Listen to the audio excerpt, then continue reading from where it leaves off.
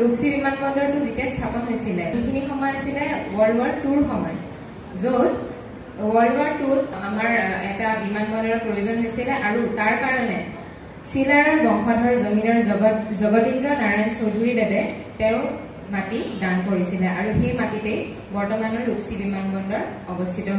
বসুন্ধৰা আঁচনিৰ কথাটো যেতিয়া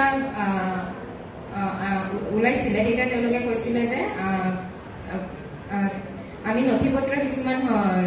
দাঙি ধৰিব লাগিব য'ত আমি যাৰ দ্বাৰা আমি আমাৰ মাটিৰ ওপৰত আমি অধিকাৰ সাব্যস্ত কৰিব পাৰোঁ এই প্ৰতিবাদ দেখি চৰকাৰে যিটো নিৰ্বাচনী লক্ষ্য ৰাখি কৈ দিলে যে কোচ ৰাজবংশীসকলেও যে নথিপত্ৰ নেদেখালেও হ'ব সেইটো কিন্তু একো স্থায়ী সমাধান নহয় আপোনালোকে যদি চাই আজি যদি SC কেটেগৰীত আমাক দিয়া হ'লেহেঁতেন আমাৰ যদি জনজাতিকৰণ হৈ গ'লহেঁতেন আমি এই সন্দৰ্ভত একো মাত মাতিবলগীয়া একো নাথাকিলেহেঁতেন গতিকে চৰকাৰে বাৰে বাৰে আমাক এনেকুৱা প্ৰলোভন দেখাই আমাক অকণমান সময়ৰ কাৰণে অস্থায়ী কিছুমান সমাধান দি আমাক বাৰে বাৰে প্ৰতাৰণা কৰি আছে গতিকে আমি এইটোৱে মেছেজ পঠাব বিচাৰিম যে আমাক এনেকুৱা ধৰণৰ অস্থায়ী প্ৰতাৰণা বা এনেকুৱা ধৰণৰ অস্থায়ী একো সমাধানৰ আমাক প্ৰয়োজন নাই আমাক এটাই সমাধান লাগে যিটো হৈছে ভাৰতবৰ্ষৰ যিখন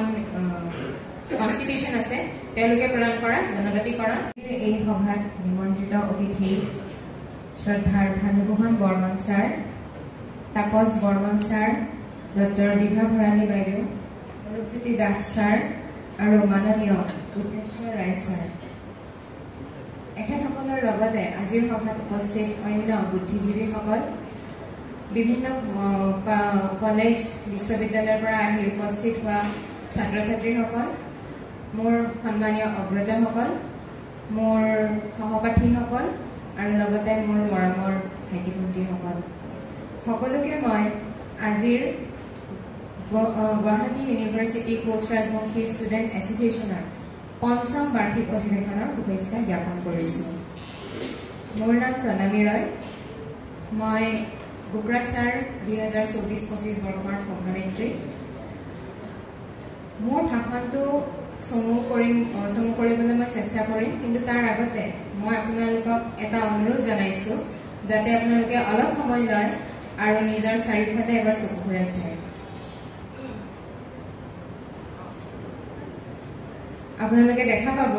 যে গুৱাহাটী ইউনিভাৰ্চিটিৰ এই PD হলটো আজি আউচা পাতানিৰে ৰঙীন হৈ উঠিছে এইটো আমাৰ কাৰণে এটা বহুত ডাঙৰ কথা কাৰণ ইয়াৰ বহুত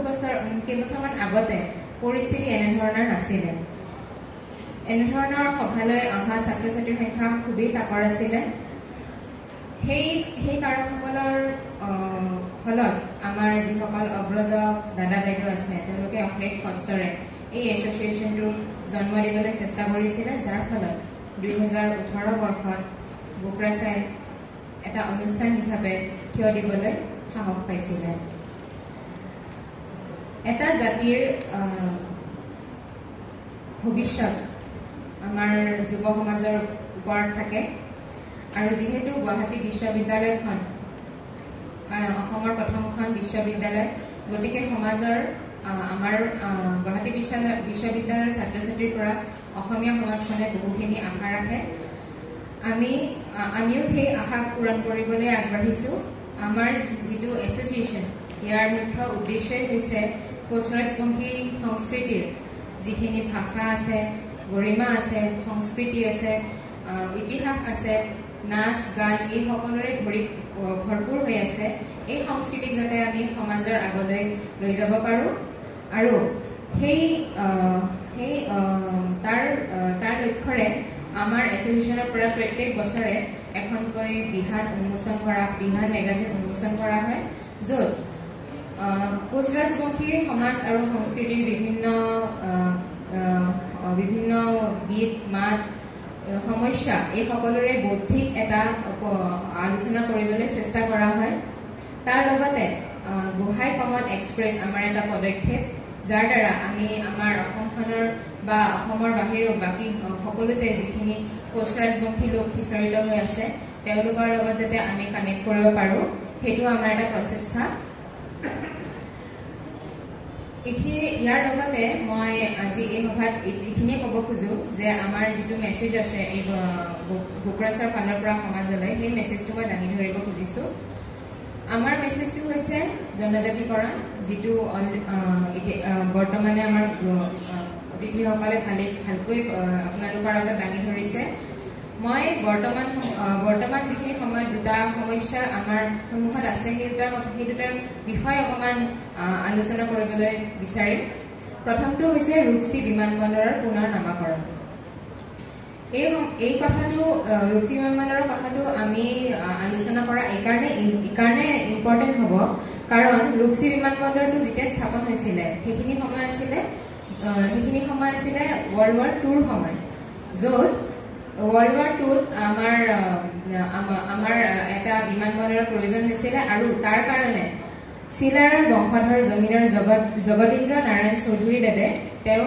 মাটি দান কৰিছিলে, আৰু সেই মাটিতেই বৰ্তমানৰ ৰূপসী বিমানবন্দৰ অৱস্থিত হৈ আছে। গতিকে আৰু তেওঁৰ যিগৰাকী সৰু ৰাণী আছিলে ৰূপসী ৰাণী, তেওঁৰ নামত বিমানবন্দৰটো নামাকৰণ কৰা হৈছিলে। গতিকে ইতিহাসৰ লগত জড়িত এনেকুৱা এটা বিমানবন্দৰৰ পুনৰ নামাকৰণ কৰি বেলেগ এগৰাকী ব্যক্তি ধৰ্মগুৰু কালীচৰণ ব্ৰহ্মৰ নামত নামাকৰণ কৰাটো একো যুক্তিৰ কথা আমি দেখা নাপাওঁ, যিটো নেকি কোনো ধৰণৰ ইয়াৰ একো সাংস্কৃতিক লিংক নাই। গতিকে ৰূপসী বিমানবন্দৰৰ পুনৰ নামাকৰণ কৰি ৰূপসীৰ সলনি বেলেগ এগৰাকী সম্প্ৰদায়ৰ ব্যক্তিৰ নাম তাতে যোগ দিয়াটো হ'ব আমাৰ যিখিনি এথনিক আইডেণ্টিটি আছে, আমাৰ ইতিহাস আছে, তাত এটা গভীৰ আঘাত। দ্বিতীয়তে মই আৰু এটা সমস্যাৰ কথা আপোনালোকৰ আগত আলোচনা কৰিবলৈ বিচাৰিম, যিটো হৈছে বসুন্ধৰা আঁচনিৰ কথাটো। বসুন্ধৰা আঁচনিৰ কথাটো যেতিয়া ওলাইছিলে তেতিয়া তেওঁলোকে কৈছিলে যে আমি নথি পত্ৰ কিছুমান দাঙি ধৰিব লাগিব, যাৰ দ্বাৰা আমি আমাৰ মাটিৰ ওপৰত আমি অধিকাৰ সাব্যস্ত কৰিব পাৰিম। আৰু প্ৰথমতে চৰকাৰে ST, SC আৰু আন কিছুমান সম্প্ৰদায়ৰ এক্সক্লুড কৰিছিলে যে তেওঁলোকে নথি পত্ৰ নেদেখালেও হ'ব বুলি, যাৰ ফলত এনেকুৱা এটা পৰিস্থিতিৰ সৃষ্টি হৈছিল যে কোচ ৰাজবংশীসকলে তেওঁলোকৰ ভূমিৰ যিটো পৰিচয় আছে সেই পৰিচয় হেৰুৱাবলৈ ধৰিছিলে। তাৰ ওপৰত যিটো প্ৰতিবাদ কৰা হ'ল, সেই প্ৰতিবাদ দেখি চৰকাৰে যিটো নিৰ্বাচনী লক্ষ্য ৰাখি কৈ দিলে যে কোচ ৰাজবংশীসকলেও যে নথি পত্ৰ নেদেখালেও হ'ব, সেইটো কিন্তু একো স্থায়ী সমাধান নহয়। আপোনালোকে যদি চাই, আজি যদি SC কেটেগৰীত আমাক দিয়া হ'লহেঁতেন, আমাৰ যদি জনজাতিকৰণ হৈ গ'লহেঁতেন, আমি এই সন্দৰ্ভত একো মাত মাতিবলগীয়া একো নাথাকিলেহেঁতেন। গতিকে চৰকাৰে বাৰে বাৰে আমাক এনেকুৱা প্ৰলোভন দেখাই আমাক অকণমান সময়ৰ কাৰণে অস্থায়ী কিছুমান সমাধান দি আমাক বাৰে বাৰে প্ৰতাৰণা কৰি আছে। গতিকে আমি এইটোৱে মেছেজ পঠাব বিচাৰিম যে আমাক এনেকুৱা ধৰণৰ অস্থায়ী প্ৰতাৰণা বা এনেকুৱা ধৰণৰ অস্থায়ী একো সমাধানৰ আমাক প্ৰয়োজন নাই। আমাক এটাই সমাধান লাগে, যিটো হৈছে ভাৰতবৰ্ষৰ যিখন কনষ্টিটিউশ্যন আছে তেওঁলোকে প্ৰদান কৰা জনজাতিকৰণ। সেইটো জনজাতিকৰণ আমাক লাগে, আমাক STৰ যিটো এটা সেয়া আছে সেইটো আমাক লাগে। গতিকে এইটোৱে আমাৰ মেছেজ হ'ব। তাৰ লগতে মই মোৰ চমু মন্তব্য এইখিনিৰে সামৰণি কৰিব পাৰিম যে যেনেকৈ ভানুভূষণ বৰ্মন ছাৰে ক'লে যে আমাৰ কোচ ৰাজবংশী যিখিনি সমস্যা আছে আৰু যিখিনি ভৱিষ্যতৰ প্ৰতি শংকা আছে, এই শংকাখিনিৰ কাৰণে আমাৰ প্ৰজন্ম আমি যিখিনি আছোঁ, ছাত্ৰ ছাত্ৰী যিখিনি আমাৰ মানুহ আছে, আমি এতিয়া যুৱক যুৱতী হৈ আছোঁ, আমি গোটেইখিনি একগোট হ'ব লাগিব। আজি যে আপোনালোক ইমান দূৰৰ পৰা আহি পেলাই আমাৰ এই অনুষ্ঠানত আহিছে, বিভিন্ন কলেজ মহাবিদ্যালয় বিশ্ববিদ্যালয়ৰ ছাত্ৰ ছাত্ৰীসকল, আমি তেওঁলোকলৈ কৃতজ্ঞ। আপোনালোকে যে নিজৰ পৰিচয়টোৰ কাৰণে ইমান দূৰ আহি ইয়াত উপস্থিত হৈছে। গতিকে আমি আশাবাদী যে কোচ ৰাজবংশীৰ যিটো ভৱিষ্যতলৈ যিটো শংকা আহিছে, আমি সেই শংকা একেলগে একগোট হৈ পেলাই তাৰ সন্মুখীন হ'ব পাৰিম। জয় কোচ ৰাজবংশী, জয়টো গুৱাহাটী বিশ্ববিদ্যালয়। ধন্যবাদ।